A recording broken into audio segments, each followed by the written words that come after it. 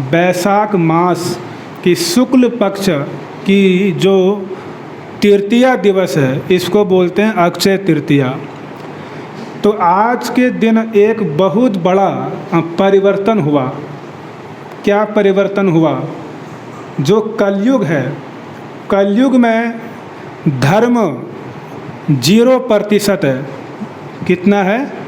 0%। और सतयुग में जो धर्म है वो 100% है। तो 0% से सीधा 100% धर्म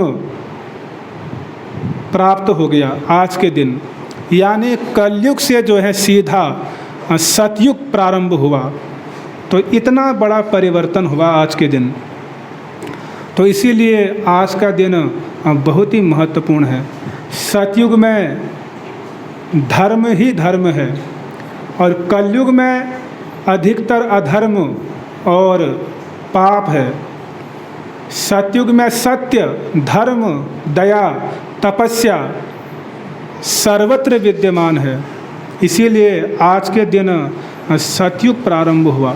लेकिन जब ये कलयुग समाप्त होगा, ये वाला कलयुग, तो फिर अक्षय नवमी के दिन से सतयुग प्रारंभ होगा। अक्षय तृतीया नहीं, अक्षय नवमी। लेकिन जो पिछला सतयुग प्रारंभ हुआ था वो अक्षय तृतीया से प्रारंभ हुआ। इसीलिए बहुत ही महत्वपूर्ण दिन है। और आज के दिन भगवान परशुराम जी का भी जो है आविर्भाव हुआ था, उनका भी प्राकट्य हुआ। और आज के दिन ही भगवान की परम पवित्र और भगवान की निज वस्तु गंगा जी जो हैं इस जगत में प्रकटित हुई, इस संसार में आई। आज के दिन राजा भगीरथ जी के द्वारा इस संसार में गंगा जी को लाया गया। और गंगा जी की बहुत महिमा है शास्त्रों में। चैतन्य भागवत में वर्णन आता है कि भागवत तुलसी गंगाय भक्त जने चतुर्थ विग्रह कृष्ण यही 4 सने। भागवत तुलसी गंगाय भक्त जने, भागवत ग्रंथ और तुलसी महारानी और गंगा जी और वैष्णव जन, चतुर्विग्रह, ये श्री कृष्ण के 4 विग्रह विद्यमान हैं इस जगत में, यानी कृष्ण से अभिन्न हैं।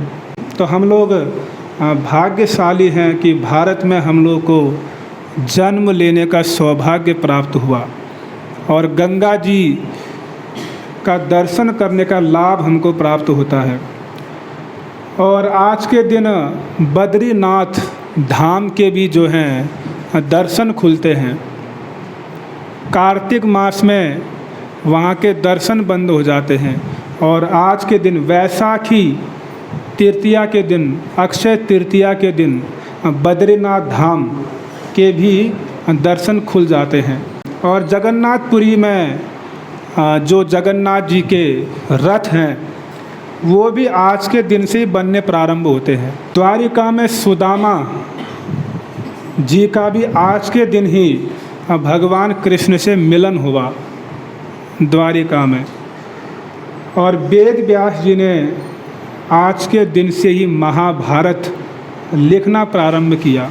आप लोग को पता है महाभारत को लिखने में कितना समय लगा होगा? 1 लाख श्लोक है महाभारत में और आज के दिन ही उन्होंने प्रारंभ किया था।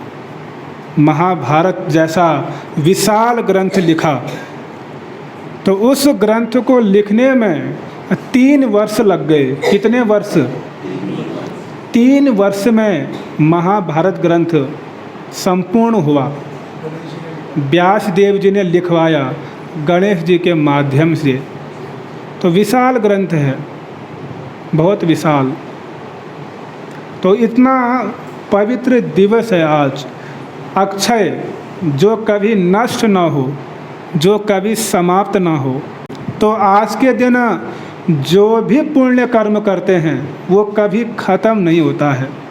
मतलब पुण्य कर्म तो क्षीण हो जाते हैं, पुण्य क्षीणे मृत्यु लोकम विसंति, भगवान ने गीता में कहा कि अगर आप पुण्य कर्म करते हो तो कुछ समय बाद वो ख़त्म हो जाते हैं, लेकिन आज के दिन जो पुण्य कर्म किए जाते हैं वो बहुत लंबे समय तक चलते हैं, कई कल्पों तक समाप्त नहीं होते हैं। अगर आज के दिन आप पुण्य कर्म करते हो, लेकिन भक्ति तो सनातन है। आप कभी भी करो, किसी भी समय करो, किसी भी अवस्था में करो, अगर आप भगवान कृष्ण की भक्ति करते हो तो वो कभी भी नष्ट नहीं होती है, वो सनातन है। लेकिन आज के दिन अगर आप भगवान की भक्ति करते हो, हरि नाम का अधिक से अधिक जप करते हो, कीर्तन करते हो, भागवत सुनते हो, ठाकुर जी की सेवा करते हो, तो इसका कई हजार गुना लाभ आपको प्राप्त होता है। तो अक्षय तृतीया के विषय में विष्णु पुराण में और भविष्य पुराण इत्यादि ग्रंथों में अक्षय तृतीया का वर्णन मिलता है, लेकिन हम लोग गौड़ीय वैष्णव संप्रदाय में इस तिथि को बहुत सम्मान दिया गया है। आज के दिन किसी पर क्रोध मत करो, झगड़ा मत करो, किसी की निंदा मत करो। अगर निंदा भी करोगे तो अक्षय वो कभी नष्ट नहीं होगा। इसीलिए प्रयास करो कि हर भक्त के गुण देखो, हर भक्त की महिमा गाओ, ये प्रयास करो। कम से कम आज के दिन तो परहेज करो। आ रहा समझ में? क्षय नहीं होगा। तो इसीलिए तुलसी की सेवा करो, अधिक से अधिक भगवान के निकट रहो। अगर भगवान का भजन नहीं कर सकते हो तो सो जाओ, कम से कम अपराध तो नहीं होगा। अगर जगे रहोगे तो फिर कुछ न कुछ बोलोगे, इससे अच्छा है क्या हो जाओ, सो जाओ। तो इसीलिए जगे हो तो अधिक से अधिक भगवान का भजन करो, साधु संग में रहकर मंदिर में आओ, कीर्तन करो, जप करो, कथा सुनो, ठाकुर जी का दर्शन करो, परिक्रमा करो। तो इस प्रकार आपका ये अक्षय तृतीया का दिन बहुत जल्दी बीत जाएगा, और जो भी आज के दिन कर लोगे वो हमेशा रहने वाला है।